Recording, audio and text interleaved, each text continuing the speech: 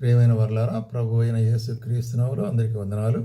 మరి ఈ దినం కూడా మన యొక్క బైబిలు వాక్య ధ్యానము మరి అపోస్తలుడైన పౌలు తెస్సలోనికీయులకు రాసిన మొదటి పత్రిక 5వ అధ్యాయము 19వ వచనం చదువుతానండి.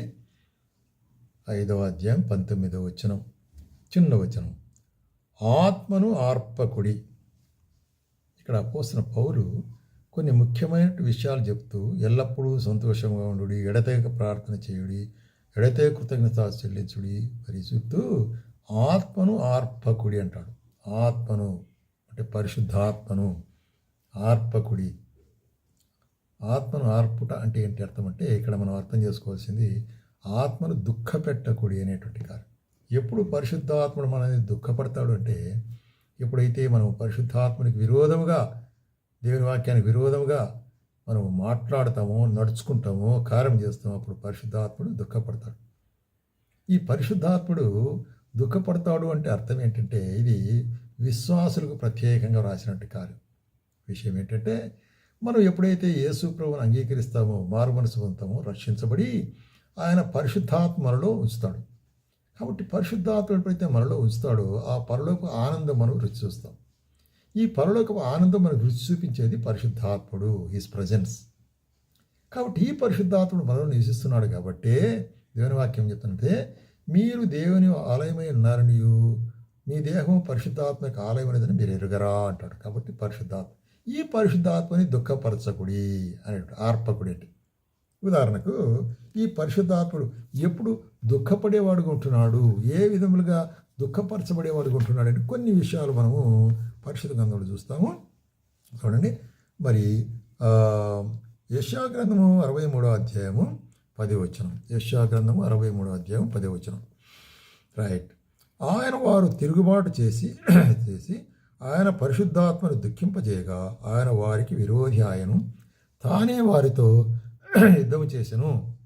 ఈ భాగంలో ఇశ్రాయేలీయులు పరిశుద్ధ ప్రజలను యెహోవా విమోచించిన వారు, పేరు పెట్టమంటి వారు ఏం చేశారట?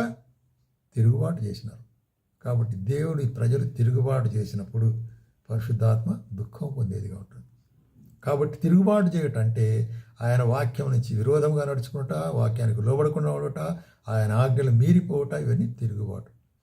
కాబట్టి అప్పుడు పరిశుద్ధాత్ముడు దుఃఖపడతాడు. కాబట్టి పరిశుద్ధాత్ముడు ఆర్పివేయబడట అనేటువంటి దానికి సంబంధమే కార్యం. ఎందుకంటే ఇక్కడ ఏం చెప్తున్నాడు?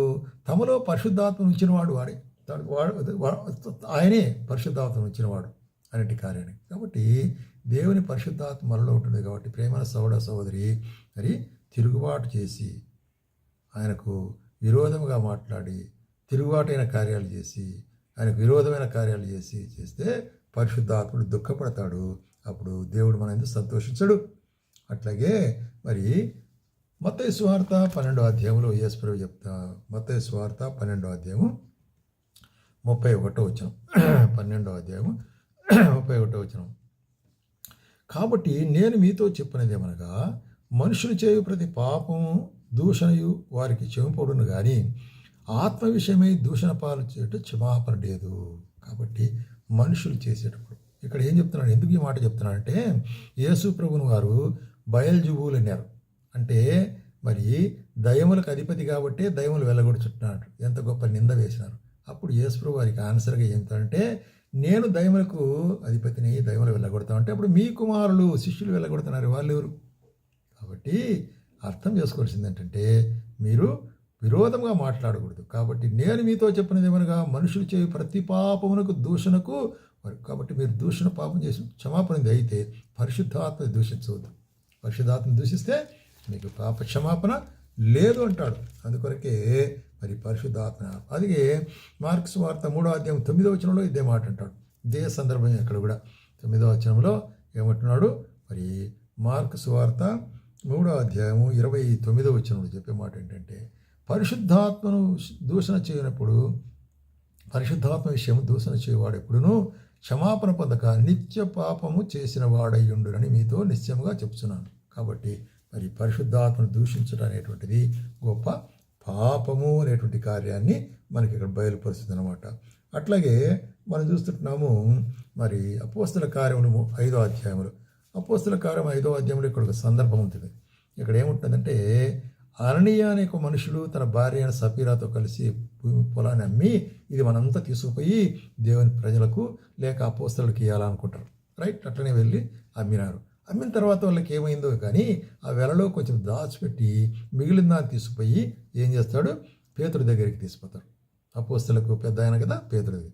అప్పుడు పేతురుకు మాట్లాడుతూ, అననీయ, నీ భూమి వెలలో కొంచెం దాచుకొని ఎందుకు పరిశుద్ధాత్మను సాతాను మోసపుచ్చుటకు సాతాను ఎందుకు నీ హృదయం ప్రేరేపించును? కాబట్టి పరిశుద్ధాత్మని మోసపుచ్చేదాని కొరకై, పరిశుద్ధాత్మని మరి ఆర్పివేసేదాని కొరకై, పరిశుద్ధాత్మనికి తిరుగుబాటు చేసేదాని కొరకై నువ్వు చేయలేదు, సాతానుడు నీకు చేసినాడు అని చెప్పిన వెంటనే, కాబట్టి ఆ ఒక్క పొలం అమ్మినప్పుడు డబ్బు నీదే, నిన్నెవరు బలవంత పెట్టలేదు, నువ్వే ఇస్తానని కోరుకొని ఇప్పుడు దాంట్లో మిగిలించుకొని ఏం చేస్తున్నావు, పరిశుద్ధాత్మని దుఃఖపరిచి కాబట్టి నీవు మనుషులతో కాదు దేవునితో అబద్ధమాడుతున్నావు కాబట్టి అని చెప్పిన వెంటనే అక్కడ వెంటనే పరిశుద్ధాత్ముడు మరి దేవుని యొక్క శక్తి అతని మీద పడి మరణించినాడు. ఆ విధంగా మరి అననీయ మరణించినాడు. తర్వాత ఆయన భార్య కూడా వచ్చింది అదే మాదిరిగా, కాబట్టి ఇద్దరు కూడా అక్కడ మరణించారు. కాబట్టి అక్కడ విషయం ఏంటంటే పరిశుద్ధాత్మను దుఃఖపరిచినారు వాళ్ళిద్దరు. అందుకొరకే స్టెఫను కూడా ఏమంటాడంటే అపోస్తల కార్యములు 7వ అధ్యాయము 51వ వచనంలో స్టెఫన్ అక్కడ మరి నిలబెట్టి తీర్పు తీస్తుంటున్నారు పెద్దలైన వారు. అప్పుడు స్టెఫను సాక్ష్యంలో చెప్తూ 51వ వచనం, ముష్కరులారా, హృదయములను చెవులను దేవుని వాక్యమునకు లోబరసనులని వారా.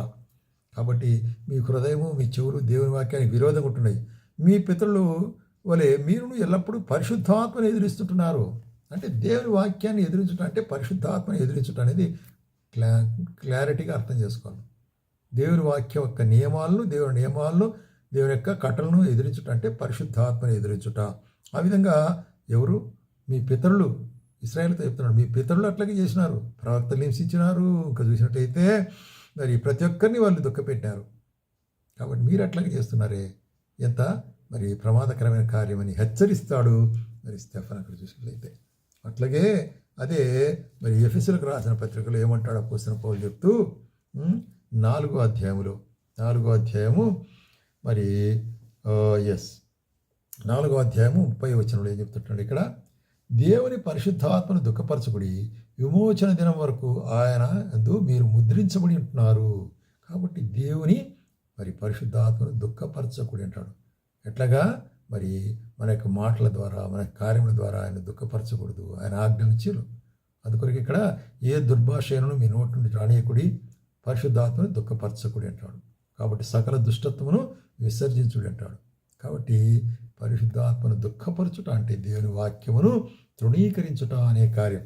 అందుకొరకే హెబ్రీయులకు రాసిన పత్రికలో ఏమంటాడు, హెబ్రీయులకు రాసిన పత్రికలో మనం చూస్తే 10వ అధ్యాయంలో, ఇంకా కాలం బహుకొచ్చగా ఉన్నది కాబట్టి ఆలస్యం చేయవాడు తప్పక వచ్చును, నా యందు నీతిమంతుడైన వాడు విశ్వాసమూలముగా జీవించును, కానీ అతడు వెనుగు తీసినలా అతని యందు నా ఆత్మకు సంతోషం ఉండదు. కాబట్టి దేవుడు చెప్పే కార్యం ఏంటి, నేను కొంతకాలంలో వస్తాను, రెండోసారి మిమ్మల్ని అందరినీ సమకూర్చి తీసుకునే లేదానికి. అయితే మరి ఎవరైతే ఈ యొక్క విశ్వాసం పందెంలో వెనుక తిరుగుతారో వాళ్ళకి ఏం జరుగుతుందంటున్నాడు అక్కడ చూసినట్లయితే, వాళ్ళలో మరి అటువంటి వారి గురించి మరి నా యొక్క ఆత్మ సంతోషించదు, కాబట్టి ఆయన ఆత్మ దుఃఖపడుతుంది. కాబట్టి ఇక్కడ ఏమంటున్నాడంటే వెనుదీసేట్ల ఆత్మకు సంతోషము ఉండదు. కాబట్టి మనం నశించుటకు వెనుదీవారం కాము కానీ ఆత్మను రక్షించుకుంటూ విశ్వాసం కలిగిన వారై. కాబట్టి ఆ విధంగా రక్షించుకుంటూ విశ్వాసం కలిగిన వారై పరిశుద్ధాత్మకు విరోధమైన పాపమును కలిగించుకున్నట్లు ప్రభు మనకు సాయం. కాబట్టి ఆత్మను ఆర్పకుడి అనేటువంటి కార్యాన్ని మనం ఆలోచన చేసి దాని ప్రకారము మనం నడుచుకుందాం.